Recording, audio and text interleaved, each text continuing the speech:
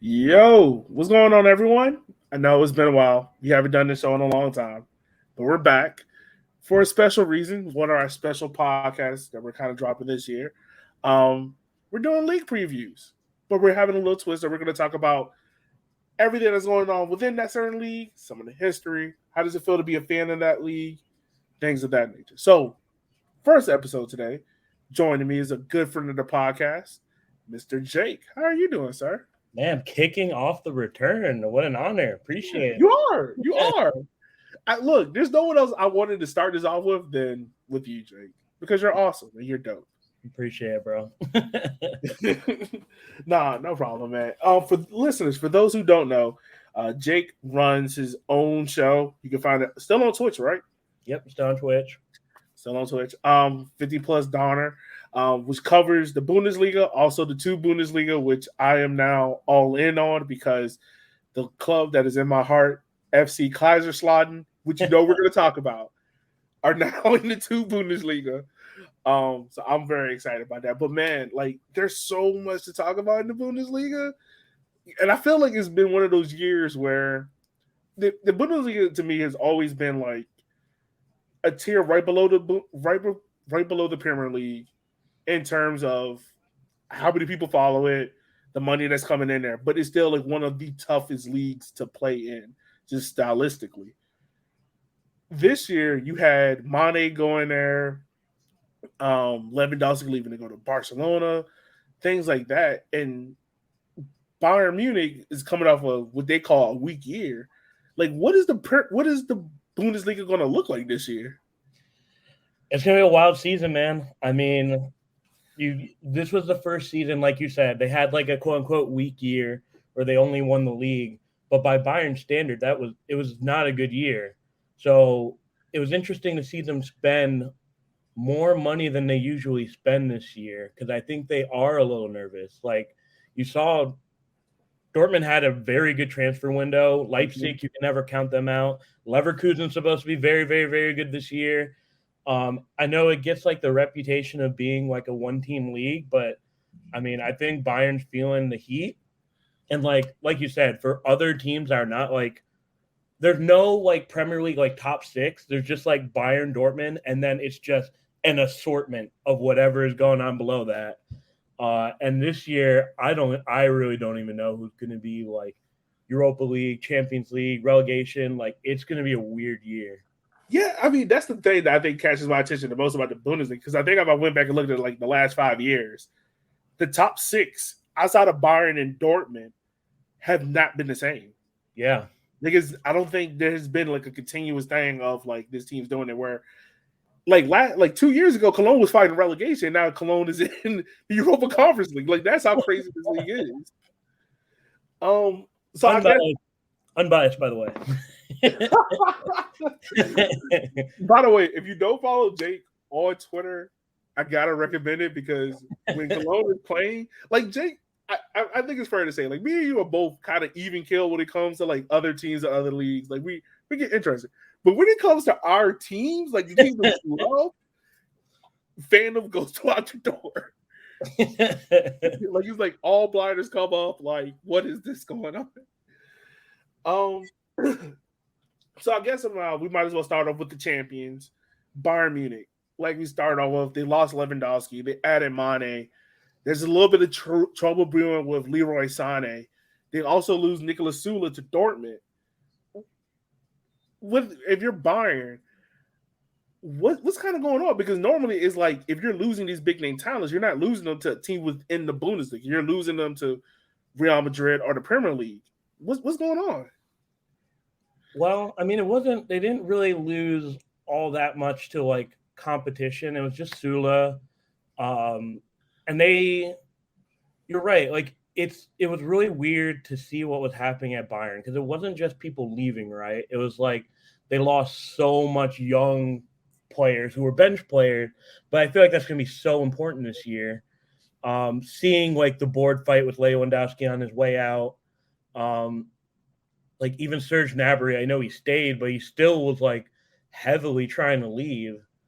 It was just like it wasn't a typical Bayern offseason, and I really think, and there was actually a quote about, it was from Bild, which is a German like tabloid, so they could have been making it up, obviously, but it was still weird to see Oliver Kahn, who's on their board, talk about wanting to get Cristiano Ronaldo to quote unquote like sell jerseys.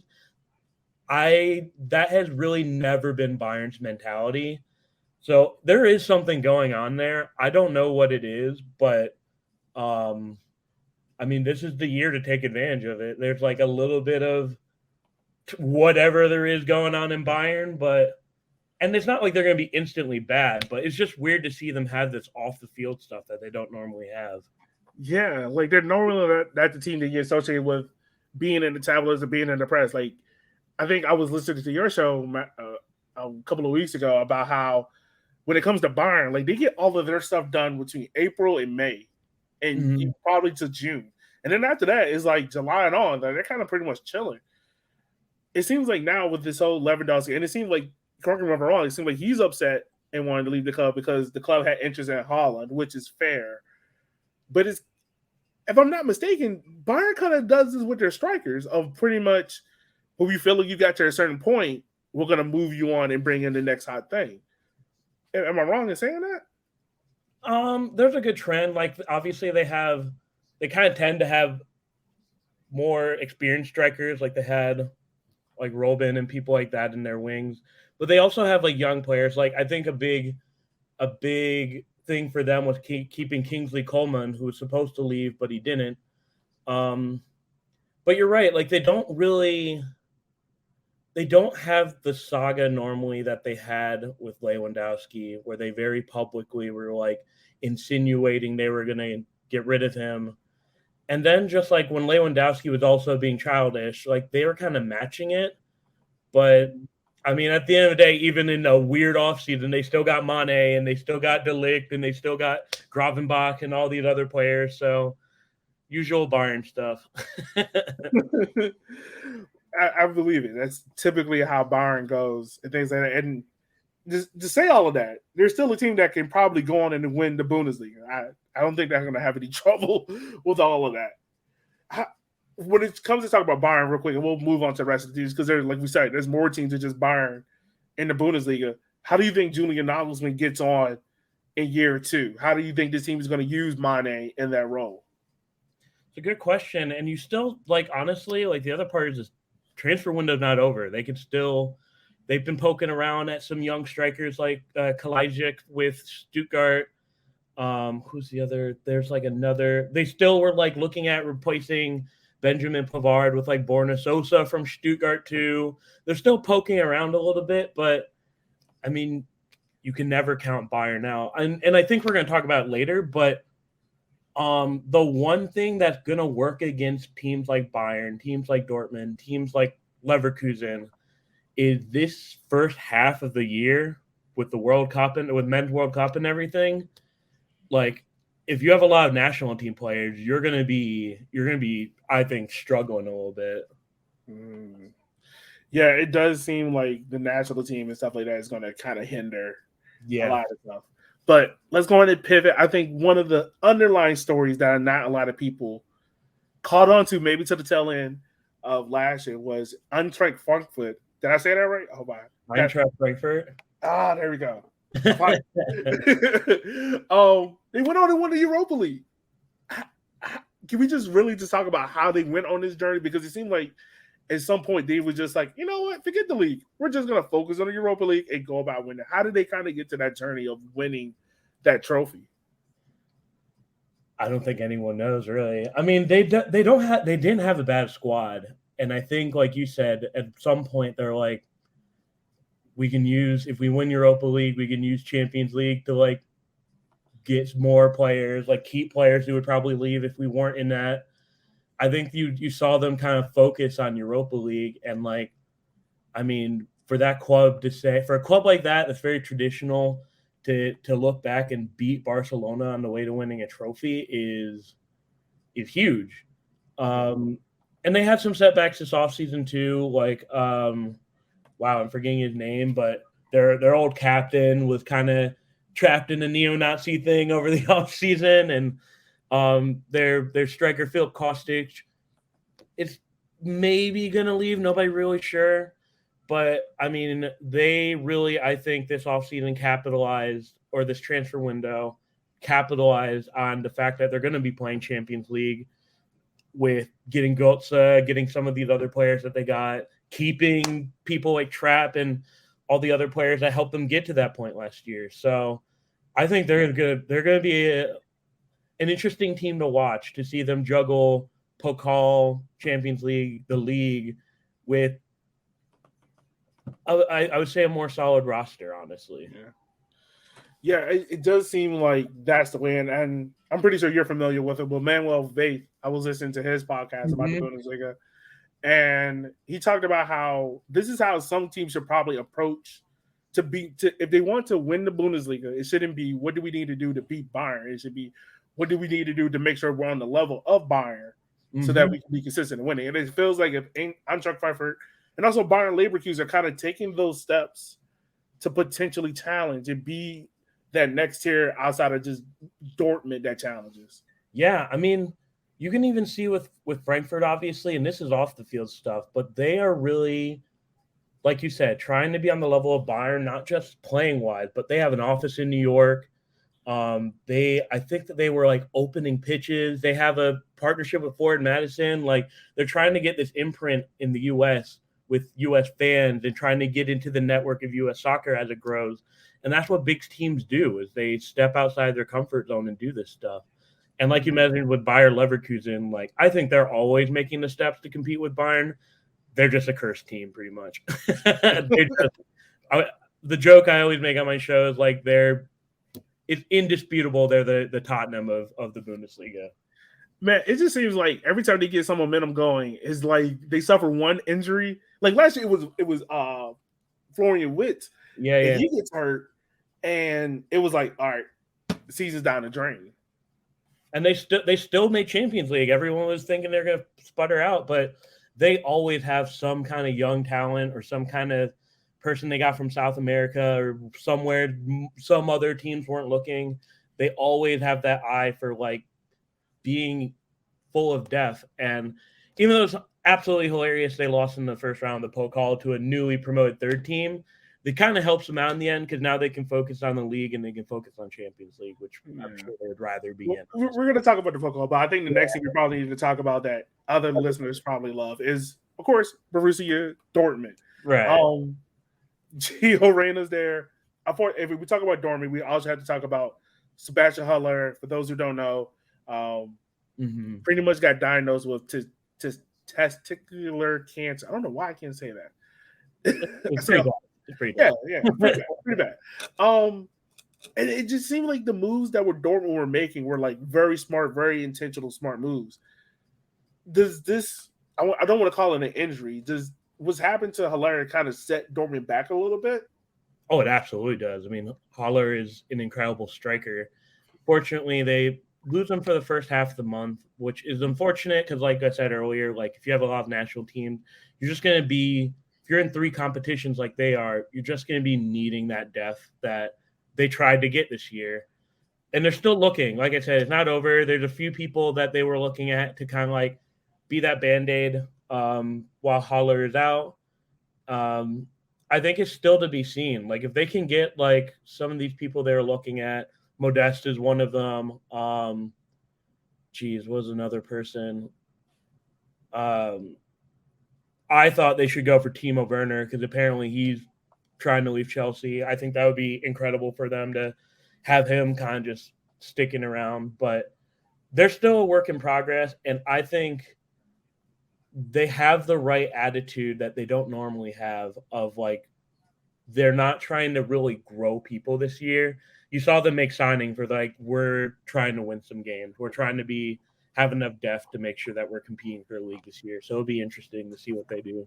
Yeah, it does always feel like as if Dortmund has kind of been like ever since that big Champions League run where they got to the final and everything.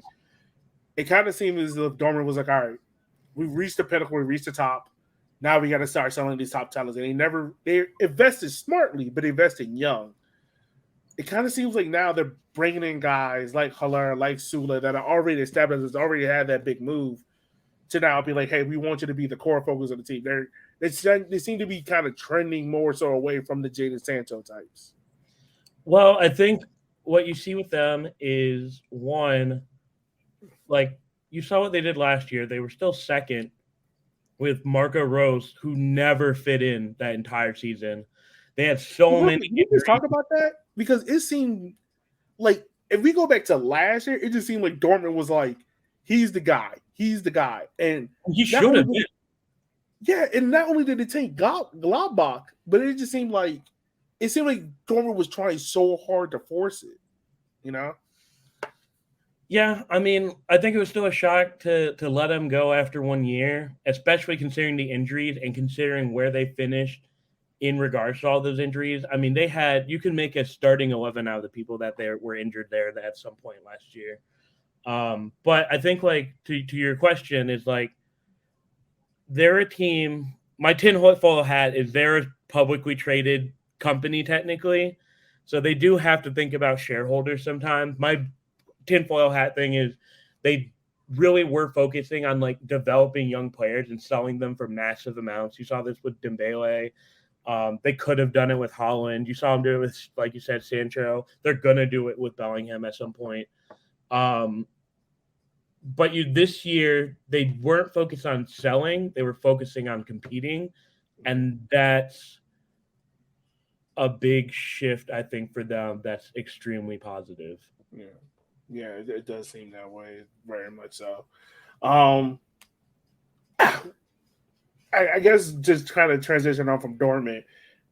This is the last question I have for you about them. Like, what are really the aims for Dortmund this year? Is it to win the Bundesliga, or is it to push in all competition as much as you can to the very last minute?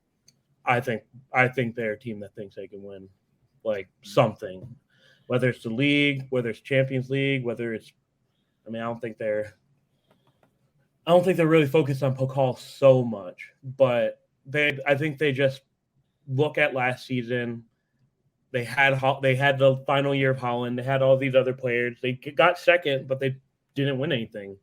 And I think they kind of see themselves this year as a team that should be leaving the season with something. So I think what's the Denzel Washington quote? I'm gonna leave with something. Right. I'm leaving here with something.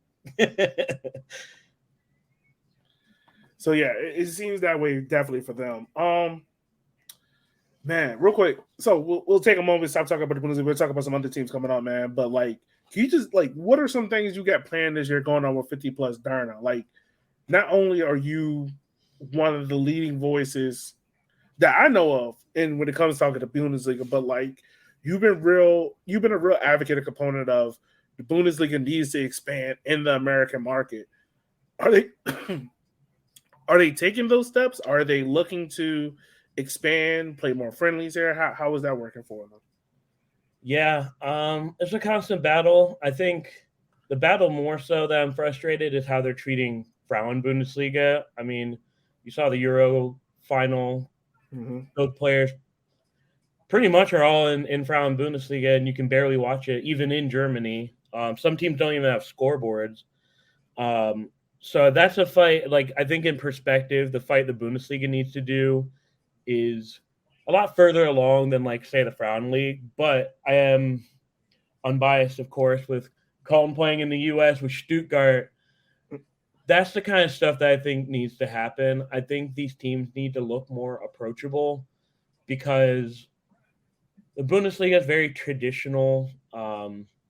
A lot of their fans are scared of like foreign investors and things like that, which, I mean, that's a whole different topic. But I think when it comes to growing fandom, a lot of teams that aren't Bayern or Dortmund kind of look at the U.S. and they're like, well, they're all going to be Dortmund and Bayern fans anyway. Why try? But you are seeing that kind of change because of stuff like what Frankfurt's doing and the steps they've made. And not Leipzig, but they're trying. But I think they just need to understand that even though there's like MLS and all these other things in the US where they see tradition kind of taking a back step, the person that's going to gravitate towards the Bundesliga in the US and internationally is not going to be that kind of person that likes that anyway. So they're not going to expect that out of the club they like. So, yeah, definitely.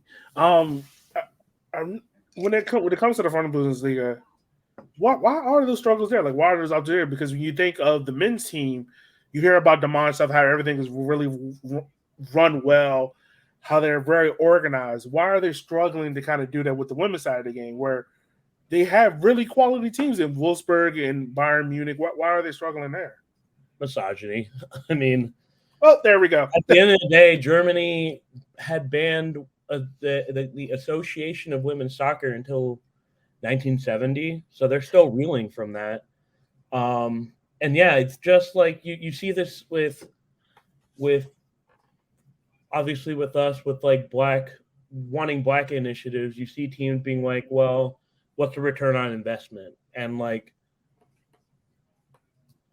I think you see like the Euro Cup attendance and all that, and we know that's not true. Yeah. But for them, they're really, really penny pinching to be like, we're not going to get the return on investment that we get out of the men's team. I mean, if you even look at Wolfsburg, right? I say this all the time, and I feel like I'm doing negative PR for Wolfsburg, but their women's team won the league the year the men's team was about to get relegated, and they said they weren't going to have a parade for the women's team because they had to focus on the men's team. And that attitude is not just Wolfsburg. Like, Dortmund didn't have a women's team until recently. Stuttgart still doesn't.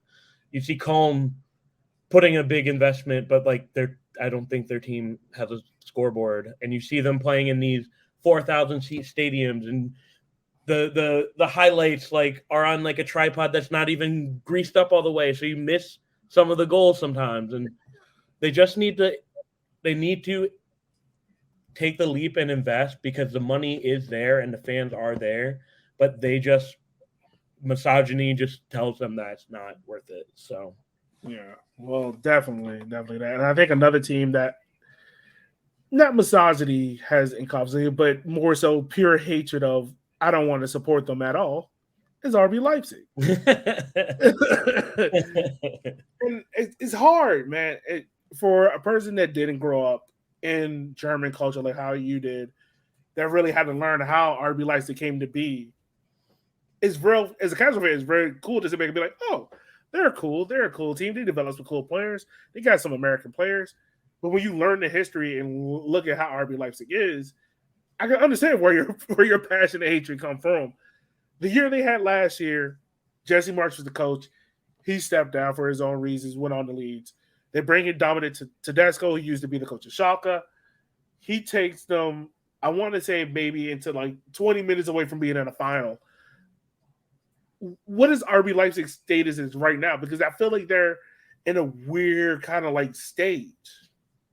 Well, they won the final against Freiburg, and that I think. I mean the Europa League final. Oh, Europa League, yeah. Yeah, I mean they could have gotten a double. They were very, very close. This didn't come from me. If you're a German fan on my show, you're like, wait, what? I think you do, at a certain aspect, do have to give slight respect to how they run themselves on the sporting side. Mm-hmm. They make kind of sneaky transfers, and I think that's technically what teams should be doing. Like the big, huge, massive, gigantic signings, they kind of don't do all that much, which is actually what German fans kind of look for in like a traditional team. It's just like all the other loopholes and stuff they dump through. But you're right, they are kind of in an interesting spot, but not really at the same time, because they still have Nkunku, who's pictured there, one of the best player in the league last year. I think it's literally inarguable that he was one of the best. He's the best player in the league last year. They got David Raum from Hoffenheim, who's a national team quality player. Really sneaky was Andre Silva, who was a high-scoring striker at Frankfurt. He was keeping up with Lewandowski for a while 2 years ago, and he had a slow year last year. But I mean, that could not be the case this year. I think in the same way you can't count out Bayern, you can't really count out Leipzig, and you can't count out when there's a move that doesn't make a lot of sense, like them letting Tyler Adams go. You can't count out that like they see something that maybe the rest of the league's not seeing. So I think they're one of the teams that I think like people should really, really be watching and seeing what they do. Oh, you're muted too, by the way. Sorry, listeners. Just pretend that's not there. Let me ask you this about RB Leipzig. In Cuckoo, he was a player that more or less played out of his mind last year. Do you think we see that same form from him this year, given how he played in Dominic Tedesco's system? Or do you think it'll be a switch to he might play a little bit different, given he wants to make that World Cup roster for France?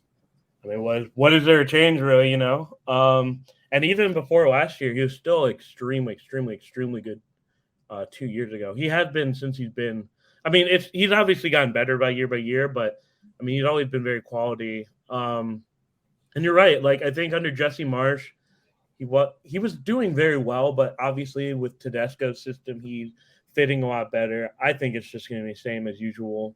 I think it's actually more dangerous if he's not on the French roster because, as we were saying with national team players, like if he's able to like not have to juggle national team duties and just focus on being on Leipzig all season, like that sounds very scary. So I think it's just business as usual for him. I think what will be really interesting to watch is how David Raum and Andre Silva kind of pick things up. And I mean, if Gulacsi, their keeper, if he has another year, great year as he usually does, he's pretty solid. So, yeah. Also, how much longer is Leipzig goalkeeper going to be in goal? Because he seems like he's been there for forever. Yeah, wait, how long has he been there? We've been there a while. I know there's a reason to move. Like, I know him, Forsberg, and what's the other one? He's Danish. Emil Forsberg and Josef Paulsen. Yeah. I feel like those been there. Yeah, he's been there since the beginning. Right, and I feel like because I remember there was a time where, excuse me, I remember there was a time where Forsberg was being talked about getting to like this big Premier League move, and it never happened. Mm-hmm. But like other guys that came into Leipzig have gotten these moves. Do you think they'll just be lifers at RB Leipzig? I mean, I think there's no reason for Paulsen to leave. He clearly loves being there. They clearly love having him. He's not a starter like he was before, but I mean, he comes in and he's an impact player. And this goes to like what I said before. Is like their ability to keep these kind of players. They don't kind of rush to really sell people as much as I think they get a reputation for. Like on a sporting side, I think they are really, really good. It's just what they kind of play, what they're playing well advances is not good for the league. But the way they treat players, the way they treat transfers, the way they're constantly growing the next person that's going to come up is I think is really good. Yeah. And one thing too, I'll give Leipzig credit for is they seem to do a really good job of like taking young coaches and develop them. Obviously, Jesse Marsch didn't work out and Ralph Rangnick had a rough run in Man United, but like Ralph Hasenhüttl, I'm trying to think, Dominic Tedesco now. It's pretty much it. It's like those 5 people. They haven't been around that long. No, but I'm just saying, like, they've done a good job of like, if you're a young coach, that seems like the place to go and kind of get your feet wet and kind of learn. Yeah, I think so. But I think as they get more of a foothold in the first league, because I mean they've only been there like not that long. I think the more they entrench themselves in the first league, I think the more that's going to go away. Okay. Well, two teams that are getting used to getting themselves in back to the Bundesliga. They've been there before, but they're getting used to it again.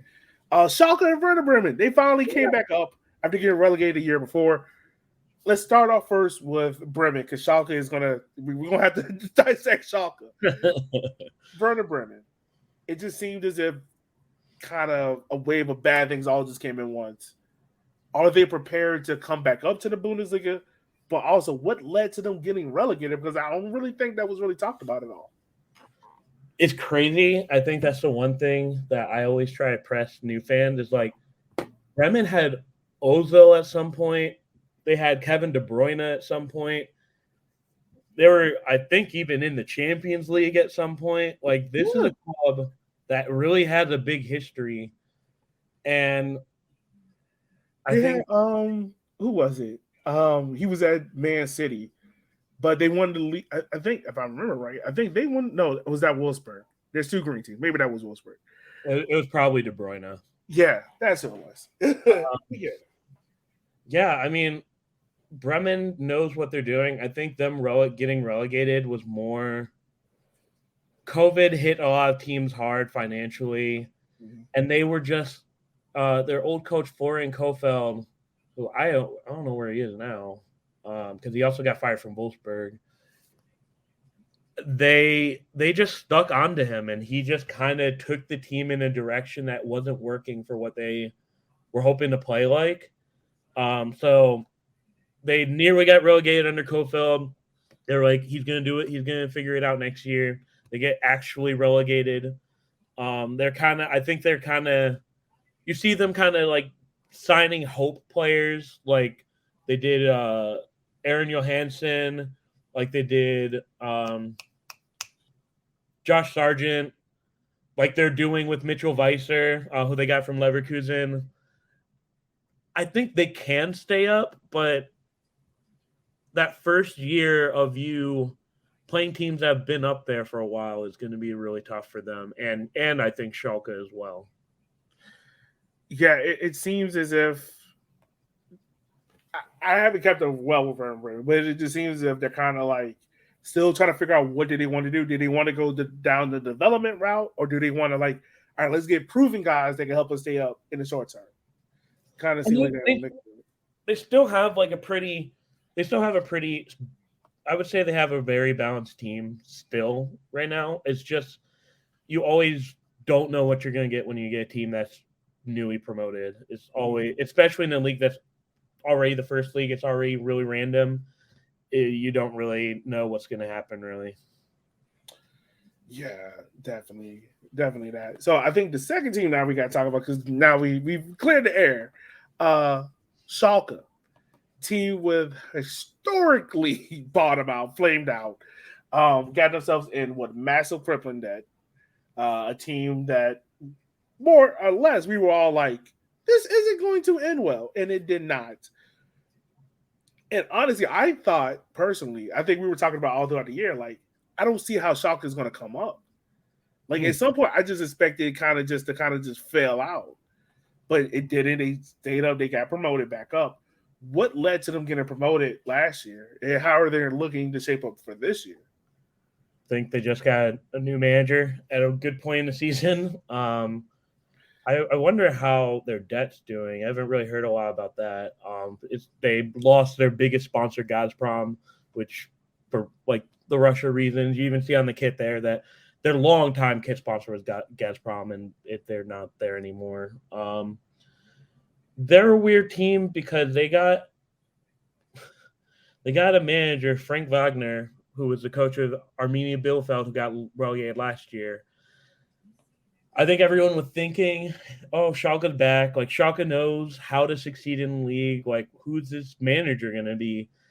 And for them to get Frank Wagner, it doesn't show the ambition I think a lot of people were thinking they would see out of them. I would say they have a better chance. Never mind. I think they're going to be. I think they're going to be a big question mark. I was going to say they're going to.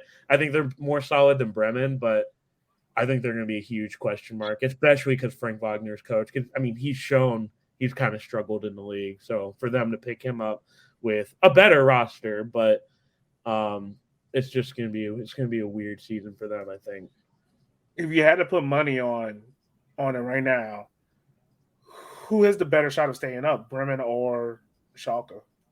I would say Bremen. Okay.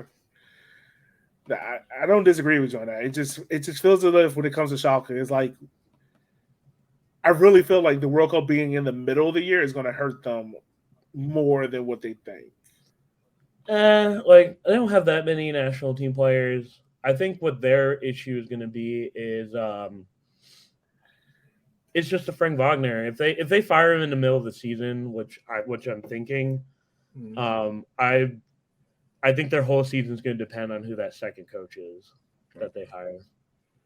Right now, do you have any idea who would you like to see get that position?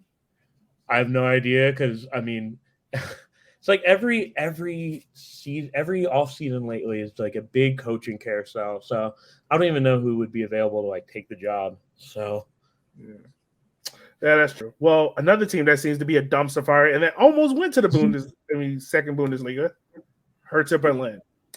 Now, this is a club that, correct me if I'm wrong, was it 2-3 years ago? They got a huge injection of cash. There was all this talk about how, they're going to be the next club. They're going to be, that fourth team to kind of join the quote-unquote big three in German football, if you think about it, in a certain way of like Leipzig, Dortmund, and Bayern. They're going to be the next team. And they have not even reached it. Even last year, they struggled to stay up in the Bundesliga, having to go to the relegation playoffs. What's going on with Hertha? Like, Jake, if I put you in charge, how do you fix Hertha? I mean, it's funny because when I tried to play Football Manager on my show, I got Hertha, and I didn't know what I was doing. And I don't think a lot of people run Hertha do. Hertha's an interesting team. Like you said, they got the injunction of cash, but like, the guy is being investigated for fraud right now, or may think is already in trouble. One of the two. Hertha's an interesting team because, like you said, they have big aspirations. The whole meme is like big city club. I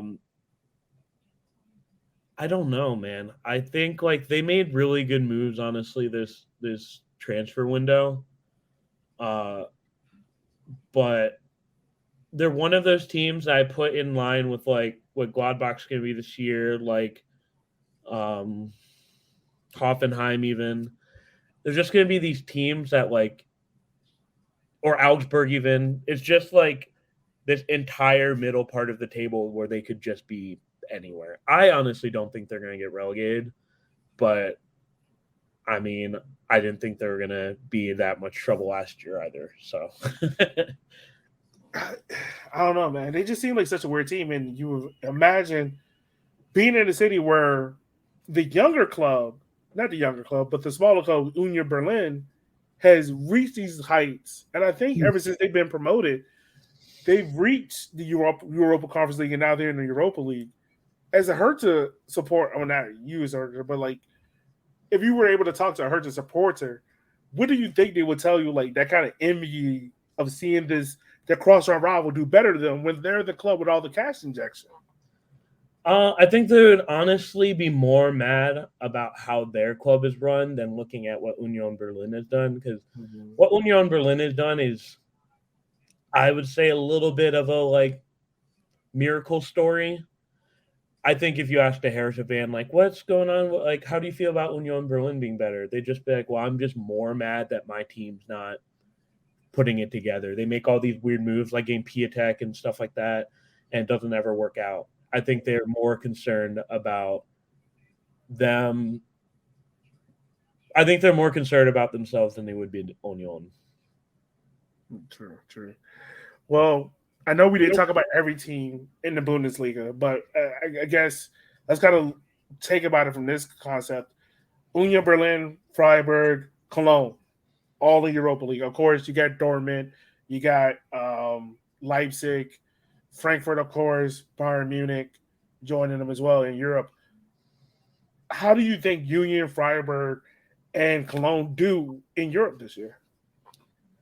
Union is going to be interesting because Awoniyi is no longer there. They got Jordan Pefol, which is going to help a lot. And they got a few other people that really helped build up their team. I think, like, for a lot of people, they just wonder, like, how much longer can Union, like you said, be this consistent? I mean, you have to remember this is their first time even being in the first league ever. So for them to be figuring it out like they are, every team has its day in the Bundesliga every year.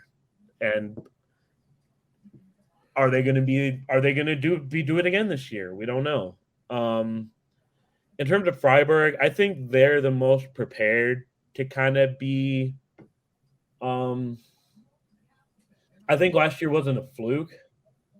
Obviously, Christian Streich has figured something out. They kept a lot of their key players, other than Schlotterbeck, that sucks, but they got so many names to remember. They got one of the key players from Gladbach on their team. That was an incredible transfer, and they got someone from São Paulo who's very good as well. I think they're the most prepared just by virtue of they were able to be competitive last year. Union, I think, is a big question mark, and unbiased, but Cologne, I think, is a big question mark as well because the last time they were in this situation, they got relegated. I think Baumgart's a way better coach than who they had last time when they were like in a European competition, and they don't have Pokal now, which is actually very good for them, honestly.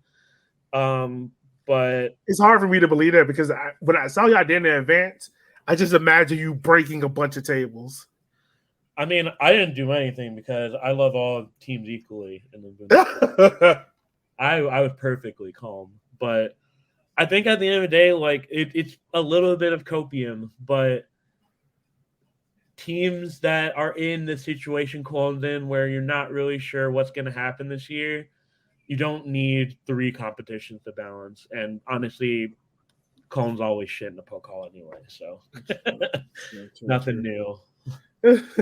Well, for the teams that we didn't talk about, Stuttgart, Wolfsburg, Mainz, Bochum, Gladbach, and Augsburg, what are you expecting from them this year? Do you think any of those teams that I just mentioned, do you think they have any chance of getting into Europe, or will they most likely be fighting for relegation?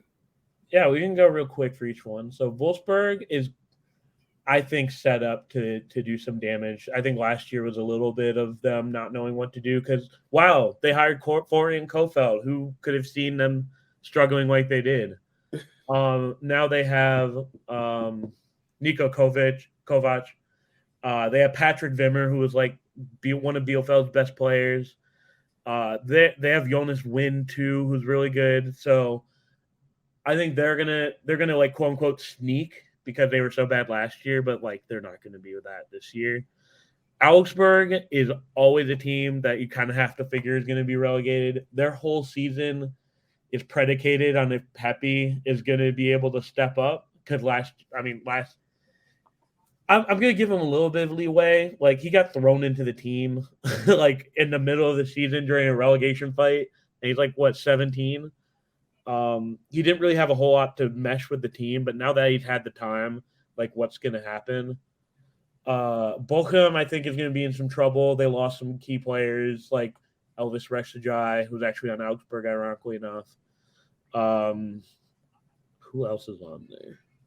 Gladbach, I think, is going to be in trouble too because they lost their sporting director last year, and they kind of tanked their team a little bit with keeping. What is it? Man, I'm so bad with names on this show. Wow. But keeping their coach, they kept their coach way too long. They have Daniel Farke, which is an interesting hire, and they kept Jan Zomer, which if they didn't have him, I'd be like, well, they're going to be fighting relegation.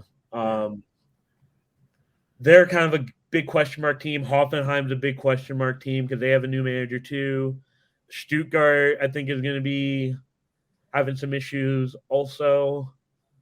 And Mainz just screams mid-table team to me sometimes. And that's not bad. Like, I think consistency is more important in the Bundesliga than placing sometimes. So, yeah, very much so. So I think also, Jay, this is the real reason why I brought you on the show. I'm just gonna throw this image up here, and we can slightly talk about it. what could this possibly be? I see Kaiserslautern, the Oh. Red Devils, got promoted from the 3 Liga to the 2 Liga. Yeah. We'll talk about the 2 Liga as a whole real quick. But how big is it for Kaiserslautern to get back up into the 2 Liga? I mean, it's massive. I mean, I think of like if you had a time machine, right? If you went back to 2005 and you told someone Kaiserslautern was going to be in the 3rd league, Werder Bremen was going to get relegated, and Schalke was going to get relegated, and Hamburg was going to get relegated, they just evaporate. I don't think they'd be able to process it. For like Kaiserslautern to fall as far as they did, really sad. I mean, they're a traditional club. They have a ton of history. And I think really every fan except like the rivals, obviously, were very sad to see them kind of just fester in the 3rd league. So for them to do what they did last year to get promoted, they're playing really well right now already in the 2nd league. It's just if it doesn't make you feel good, then you're probably one of their rivals, or you're just weird. So True. I mean, I'm happy about it because it's good to see them playing well. And like I told you how I got into them. It was through FIFA. Yeah. And like every time they play, I'm like, Jay, I see Kaiserslautern. You're like, all right. I'm glad you're excited. And I think another team we need to talk about, because the 2 Liga, to me, and I'm pretty sure you agree with the statement, is probably the toughest 2nd division in all of soccer. Yeah, I think it's pretty inarguable. It's pretty hard. Like, and the reason why it's so tough is not just because of the quality of players, but just so you have so many big teams and only really 2 guaranteed spots. Because I think down there, what you have Nuremberg, Kaiserslautern, of course, Hamburg, FC St. Pauli, Hanover 96. Mm-hmm. Like, you have a lot of these big clubs that should be in the Bundesliga, but they're stuck in the 2 Liga. What makes the 2 Liga so difficult? I think it's like you're right. I think there is like this little barrier of the 2nd league and the 1st league, right? It's hard to stay up in the 1st league, and I think people who call it a 1-team league kind of forget that it's just so easy to get relegated into the 2nd league, and then you have to fight these teams like Sandhausen. You have to fight like Erzgebirge Aue. You have to fight like not Firth this year, but like St. Pauli, these teams that have figured it out enough to not get relegated, but haven't figured out enough to get promoted. And they just like embrace this chaos of you could just randomly lose 5-0 to Paderborn, or you can randomly get a goal scored on you, like Ingolstadt got relegated. But I mean, you just don't know, because every team's just so equal in the 2nd league, because so much of them have just figured out the 2nd league and they're trying to figure out what to do to be in the 1st league. And I mean, it's going to be another mess season. I think good news for you, I'm a little hopeful for Kaiserslautern. I think if they don't get promoted this year, I think they're going to figure it out enough to get promoted next year. So yeah. I'm not going to lie, my expectations are a little low. I'm going mid-table. Yeah. Upper table, mid-table-ish.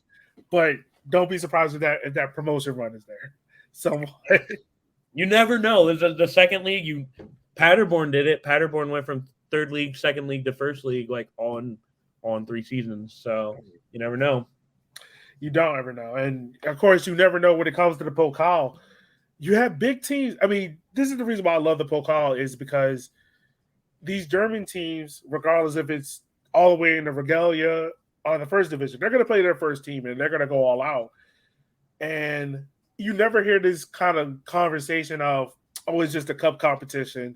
We're not going to really care about it. Who cares about the cups like you do in England and in Spain? But these big teams are getting knocked out. Like I think Leverkusen already got knocked out. Leverkusen, Hertha, and Köln. Like, what is with that, man? Do you think it's just they haven't gotten accustomed yet to playing, or you think it's just it's just giant killer season?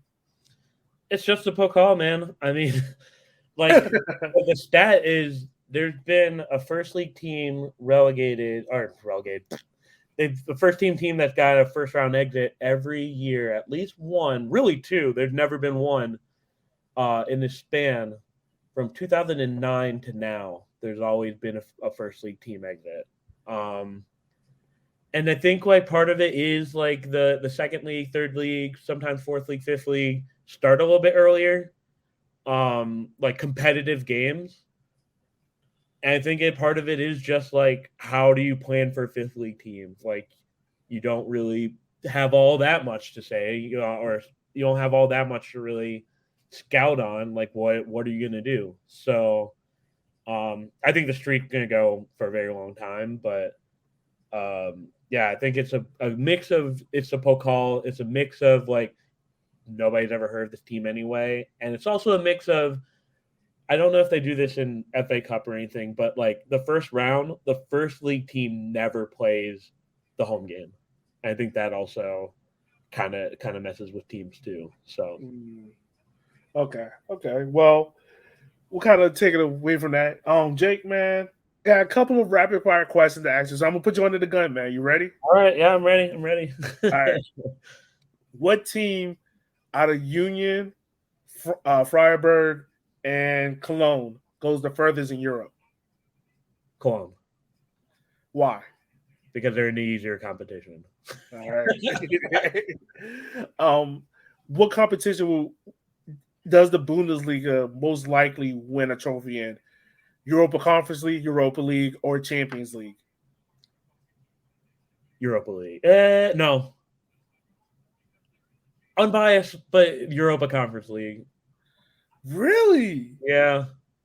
Okay. Unbiased. Okay. Europa League gonna be tough this year, and like Union and Freiburg, we'll see.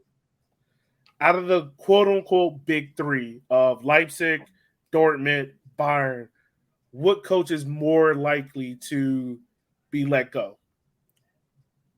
Ooh, that's a good question. I think Dortmund. I think they kind of took a chance on Terzic. I think, like I said earlier about them trying to win this season, I think if he's not working out, I think they're going to most likely. I think it's a tie between Dortmund and Bayern. I think if Bayern has a nightmare start too, I think Nagelman would be in some issues. Okay. What team out of Augsburg, Bochum, Gladbach, make sure I don't forget anyone, Hertha Berlin, Hoffenheim, we got to talk about them, Mainz, Schalke, Stuttgart, Werder Bremen, Union Berlin, gets into a European spot? Oh, okay. Like I said, it's a big toss up. Say out of those, I would say Wolfsburg. Okay.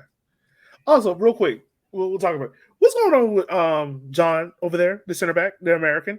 Is he going to stay in Wolfsburg? Or is he going to leave? He's already gone. He can't. Okay. He's been teamless since middle of May. Wow. And I tweeted about it a few times.